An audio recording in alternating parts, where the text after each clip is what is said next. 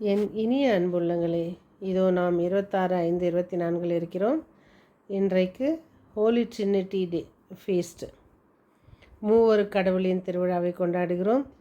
நாம் அன்னை மரியின் தூய ஆவியின் துணையோடும் அன்னை மரியின் பரிந்துரையோடும் நாம் இயேசுவின் பின் செல்வோம். நாம் சொல்ல வேண்டியது: தூய்மை நிறை மரியாயே, எங்களை தூயராக வாழச் செய்து விண்ணகத்தில் பாதையில் நடப்பித்தருளும். நாம் தினம் செய்ய வேண்டியது: ஆலயத்தில் விவிலியம், பாடல் புத்தகம், நவநாள் புத்தகங்கள் இல்லாதிருந்தால் அவற்றில் சிலவற்றையாவது வாங்கி ஆலயத்திற்கு வழங்குதல். நாம் தொடரும் சங்கீத தொடர்ச்சி 22, 16, 17, 18.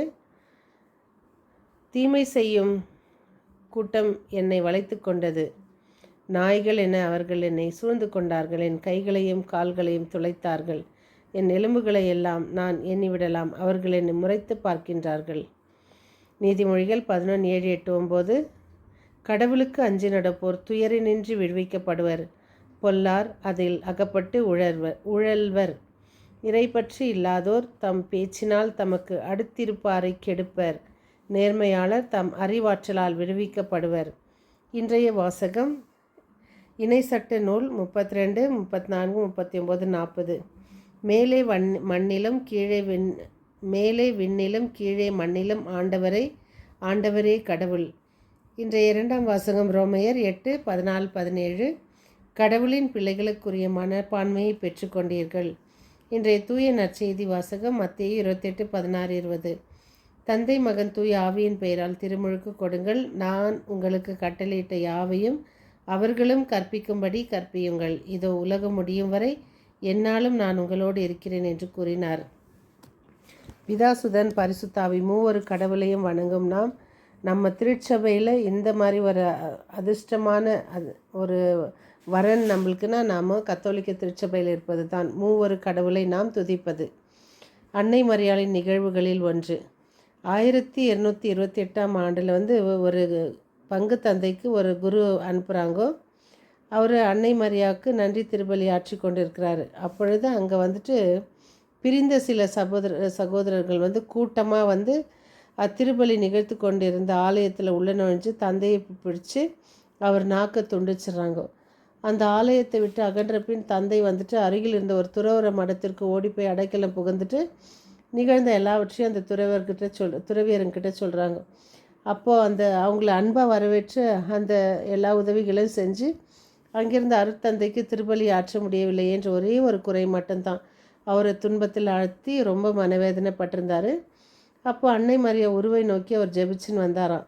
அப்போது நான் ஆண்டவர்கிட்ட திருக்காட்சி பெருவிழா அன்றைக்கு ஆலயத்துக்கு என் அன்பான அன்னையே, உம்மை குறித்து திருப்பலி ஆற்றியதில் தான் பிரிந்த சபையினர் என் நாவை துண்டித்தனர். என்னால் பேசவும் குரல் எழுப்பவும் உம்மை நோக்கி ஜெபிக்கவும் இயலாத வண்ணம் செய்துவிட்டனர் அப்படின்னு ஜெபிக்கிறார் அவர். எனக்கு இந்த நிலை மிகுந்த வருத்தத்தை அளிக்கிறது. அன்னையே, இறைவனுக்கு திருவுளமானால் அவரிடம் எனக்கு பரிந்து பேசி ஒரு அருங்குறி நிகழ்த்தியாவது துண்டிக்கப்பட்ட நாவை குணப்படுத்துவீராக. இதை நீ எனக்கு செய்வீர், நான் உம்மை உறுதியாய் நம்புகிறேன் என்று மிக உருக்கமாக வேண்டினார். அப்போ அந்த ஜெபம் முடித்த பிறகு முடித்து கொஞ்ச நேரத்துக்குள்ளே அன்னை மரியா அவருக்கு காட்சி அளித்து அருட்தந்தையை நோக்கி, நீ நம் பொருட்டு உன் நாவை இழந்ததினால் நாம் இப்பொழுது உமக்கு துண்டிக்கப்பட்ட நாவிற்கு பதிலாக புதியதொரு நாவை தருகிறோம் என்று சொல்லி அந்த அன்னை அந்த இன்சொற்களை சொல்லி முடித்ததுமே அருட்தந்தை தம்மால் பேச முடியும் என்ற உணர்வு ஏற்பட்டு உடனே பெருங்குரல் எழுப்பி அருள் நிறைந்த ஜெபத்தை ஜெபிக்க ஸ்டார்ட் பண்ணாராம்.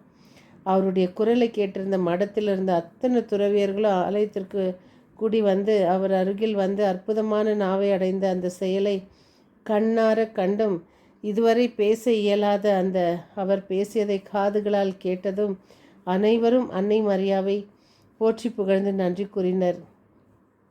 எனவே எத்தனையோ அதிசய அற்புதங்க அறிகுறிகள் அளவற்ற விண்ணக மன்னக அரசியான நம் தாய் மரியாவிடம் நாம் தினம் பெற்று மகிழ்ந்து வருகிறோம். அவரால் நாம் அருள் வரங்களால் நிரம்பி வழிகிறோம். நாம் கேட்குறது எல்லாமே நடக்கும். சிறு சிறு காரியங்கள் முதல் பெரிய காரியங்கள் வரை நாம் பெற்று மகிழ்கிறோம். இதோ நாம் தொடர்ந்து அன்னை மரியாவை வணங்குவோம். அன்னை மரியாவுக்கு வணக்கம் செலுத்துவோம், மரியாதை செலுத்துவோம். இயேசு சொல்வது போல் செய்யுங்களேன் அன்னை மரியா சொன்னது போல் இயேசுவின் பின்தொடர்வோம். தினம் ஜெபமாலை ஜெபிப்போம், திருவிவிலியம் வாசிப்போம், குடும்ப ஜெபமாலை, கெபியல் ஜெபமாலை. இதோ நாம் அனைவரும் அன்னையை பின்தொடர்வோம். மீண்டும் சந்திக்கும் வரை உங்கள் அன்பு தோழி.